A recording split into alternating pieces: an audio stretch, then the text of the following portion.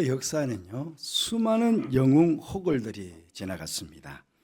하지만 그 수많은 영웅 호걸들 속에는 오늘 우리가 보고자 하는 세례 요한의 이름은 없습니다. 특히 우리 아이들이 배우고 있는 역사책에는 세례 요한의 이름이 전혀 기록되어 있지 않습니다. 그럼에도 불구하고 예수님께서 마태복음 11장 11절 말씀에서 내가 진실로 너에게 말하노니 여자가 낳은 자 중에 세례 요한보다 큰 이가 일어남이 없도다. 그렇게 증거해 주고 있습니다. 무슨 말씀입니까? 인류 역사에서 여자가 낳은 자 중에 가장 큰 사람이 바로 세례 요한이었다. 그렇게 인정해 주시는 것 아니겠습니까? 세례 요한은 여러분 아시는 대로 예수님보다 6개월 먼저 이 세상에 태어났습니다. 어떻게 보면 이 세례 요한도 예수님처럼 예수님과 비슷한 삶의 궤적을 그리며 그렇게 산 사람이었습니다. 예수님께서는 30살에 공생애를 시작하셔서 33살에 십자가형에서 죽임을 당했습니다. 그런데 세례 요한도 예수님보다 조금 더 일찍 사역을 시작했다가 30살 정도에 헤롯 안디바에게 목배임을 당하는 참수형의 순교를 당하였습니다. 짧은 생애를 살다가 참수형을 당한 세례 요한이지만 그는 주님께 인류 역사에 있어서 가장 큰 사람이었다. 그렇게 인정을 받았습니다. 여러분, 그렇다면 세례 요한이 어떻게 살았기에 주님께서 가장 큰 자로 그렇게 인정해 주신 것일까요? 오늘 우리 모두는 이 세례 요한의 모습을 살펴보면서 말씀의 교훈을 얻고 세례 요한과 같은 삶을 한번 살아보기로 결단을 다짐하는 그런 시간이 되었으면 좋겠습니다.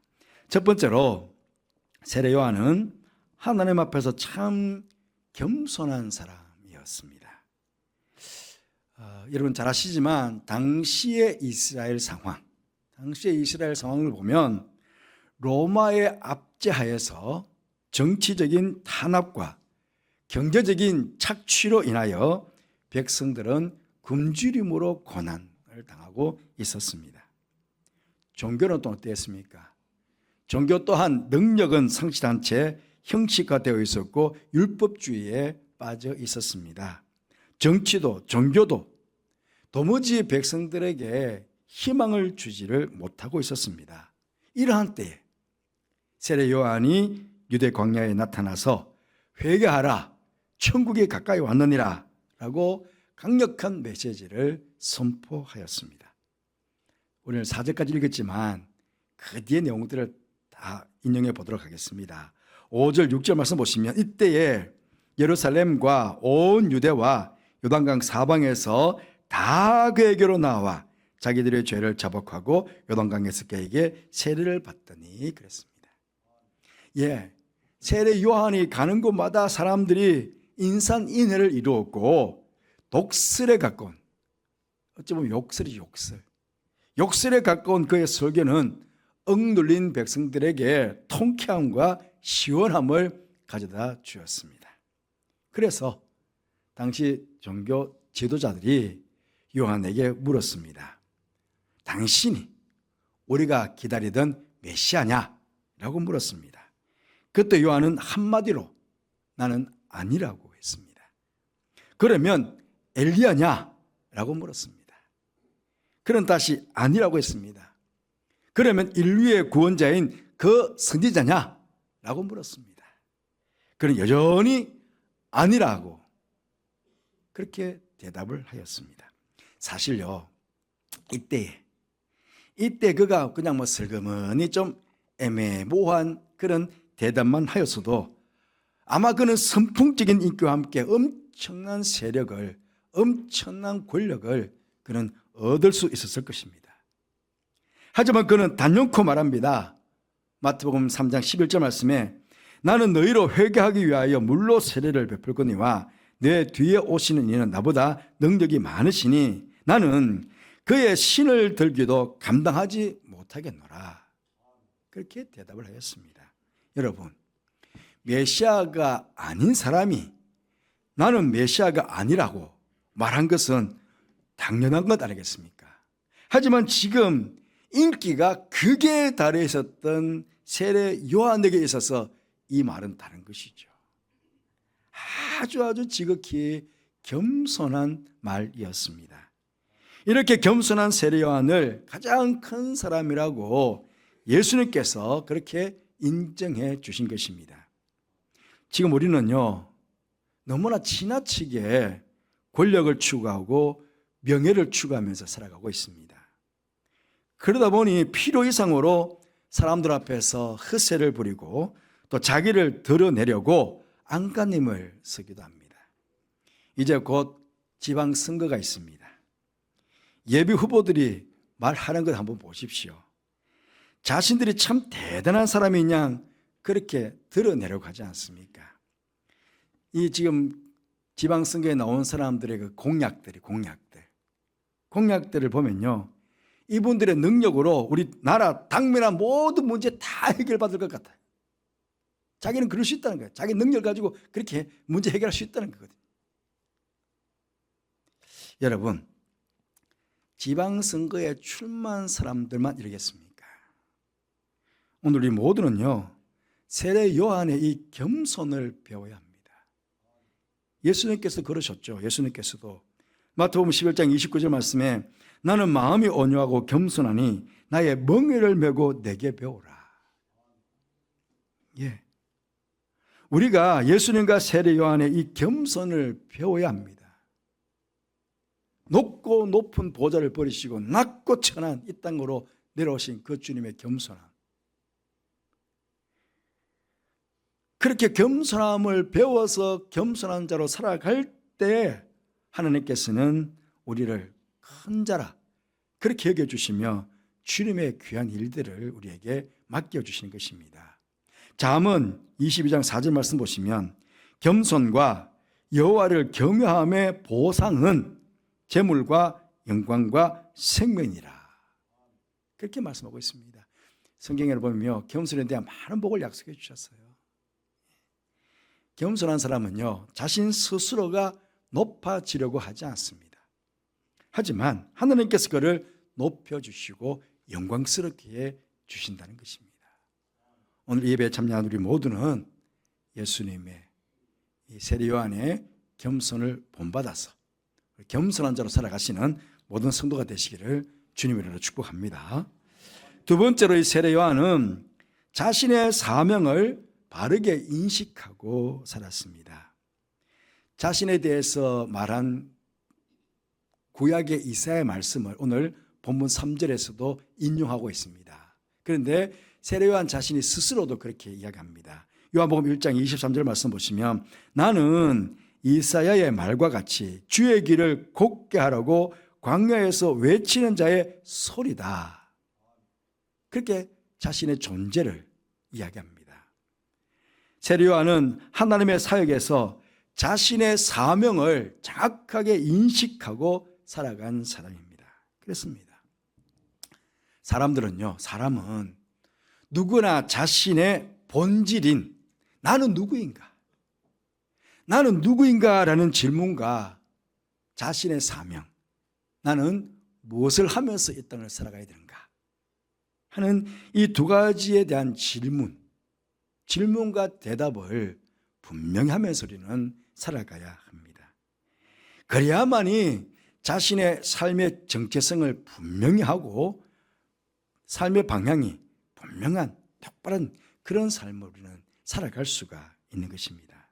이런 의미에서 세례 요한은 자기의 삶의 본질과 사명을 주님을 위한 봉사자라는 인식을 하고 있었고 그 인식을 가진 대로 충실한 삶을 그는 살았습니다. 누가복음에 보면 세례 요한이 잉태될 때에 그 아버지 사가랴에게 이렇게 천사가 와서 예언을 해줍니다. 바로 세례 요한의 사명에 대한 이야기입니다. 누가복음 1장 16절 말씀 보시면 이스라엘 자손을 주 곧 그들의 하나님께로 많이 돌아오게 하겠습니다. 세례 요한은 하나님께로 많은 자들이 돌아오게 할 것이다 라는 사명이 있다는 것입니다. 당시 여러분, 그런 사명을 가졌던 종교 지도자들은 어땠습니까? 서기관들은 율법책의 글자를 베끼는 일에만 분주하였고, 율법사들은 사람들의 장로의 유전들만 궁리하는 일에 몰두하였고, 바리새인들은 외식하는 종교 생활에 바빴고, 사두개인들은 로마 정부에 아부하여 자기들의 휘득금만 지키는 일에 여념이 없었습니다.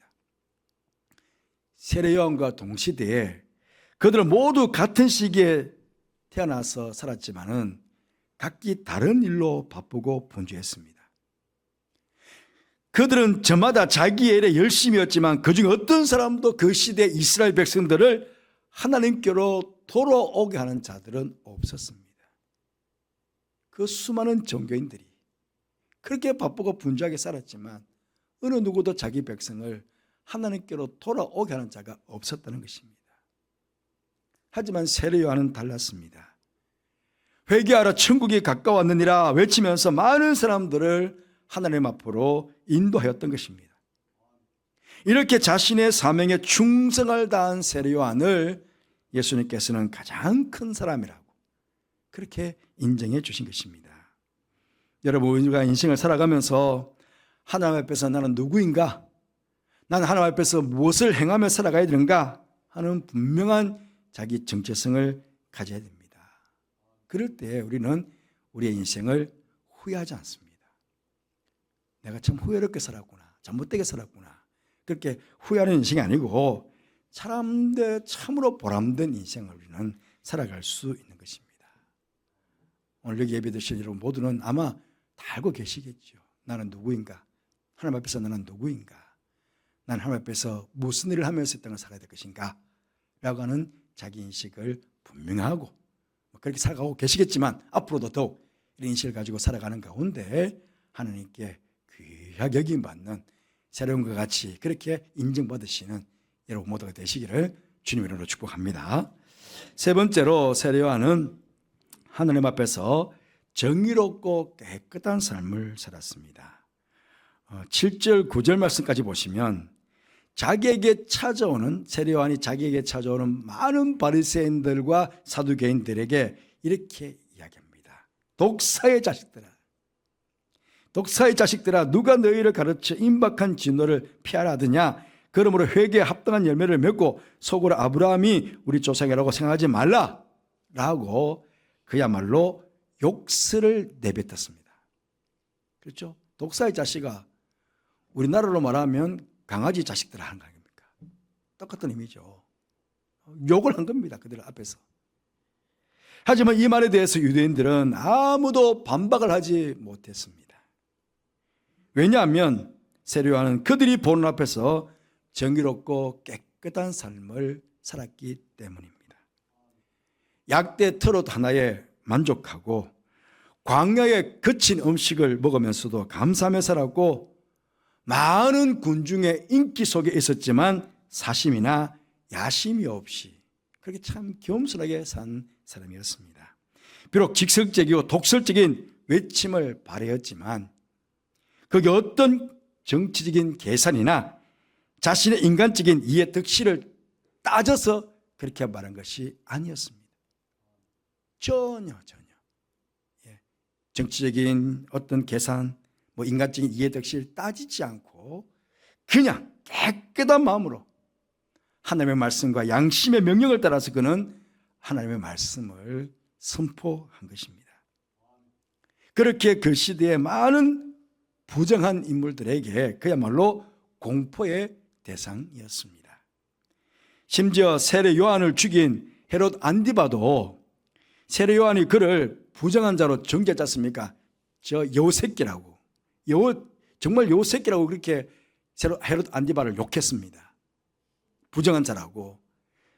그런데 마가복음 6장 20절 말씀 보시면 헤롯이 요한을 의롭고 거룩한 사람으로 알고 두려워하여 보호하며 자신을 욕하고 있는데도요 보호해 주는 거예요. 또 그의 말을 들을 때 크게 번민을 하면서도 달갑게 들음이로라. 그런데 세례요한을 죽여버리잖아요. 그게 인간의 한계입니다.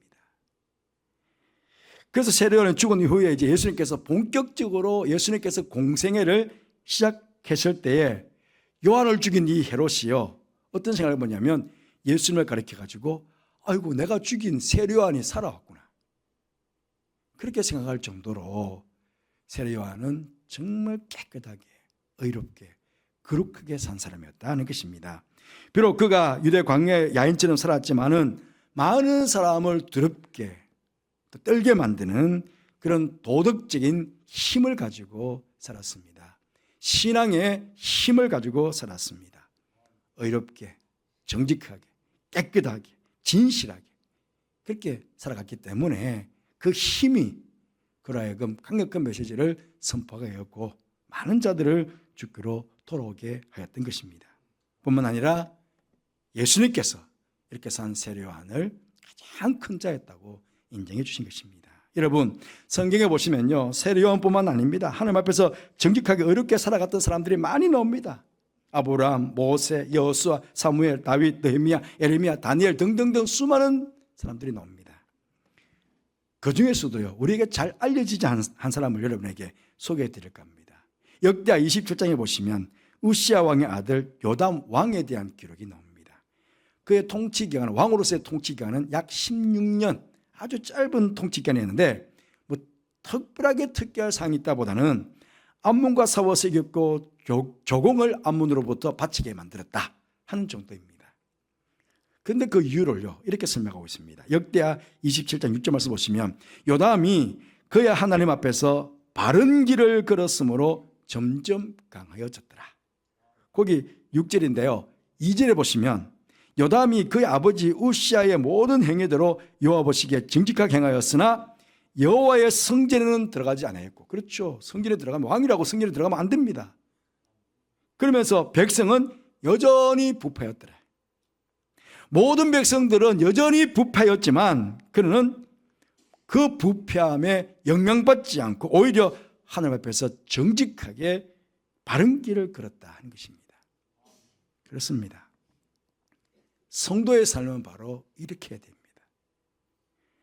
세례요한처럼, 이 요담처럼 세상은 정의롭지 못하고 부패하지만, 그런 부패한 일들이 많이 일어나지만 성도는 절대로 부패함에 물들지 않고 정의롭게, 정직하게, 깨끗하게, 진실하게 그렇게 살아가야 한다는 것입니다. 이렇게 살아가는 성도들에 대해서 또 성경을 보면 복에 대한 많은 약속을 주셨죠. 그 중에 한 구절 소개해 드릴게요. 잠언 2장 7절 8절 말씀 보시면 그는 정직한 자를 위하여 완전한 지혜를 예비하시며 행실이 온전한 자에게 방패가 되시나니 대저 그는 정의의 길을 보하시며 그의 성도들의 길을 보존하라 하시니라. 그렇게 말씀하고 있습니다. 정직한 자를 하나님께서는 그 길을 인도해 가시고 보호해 주신다는 것입니다. 여러분, 저도 그렇고 여러분도 그렇고 오늘 말씀을 들으시면서 세례 요한처럼 우리 모두 살고 싶지 않으십니까? 그러면 세례 요한처럼 겸손하게 사십시다. 세례 요한처럼 내가 하나님 앞에서 어떤 존재인지, 내가 하나님 앞에서 어떤 삶을 살아가야 되는지 자기 정체성을 분명히 하고 살아가십시다. 그리고 세상이 아무리 부패하고 정의롭지 못하더라도 나는 성도로 정의롭게, 진실하게, 깨끗하게, 의롭게 그렇게 살아가십시다. 그러면 분명히 세례 요한을 인정해 주셨던 그 하나님께서, 그 주님께서 우리도 인정해 주실 것입니다. 큰 자로, 천국에 가서 큰 자로 그렇게 인정해 주실 것입니다. 그 인정 받으시면서 보람되게 이 땅을 살아가는 모든 성도들 되시기를 주님의 이름으로 축복합니다. 이렇게 그렇게 될 수 있도록 우리 결단하면서 함께 기도하고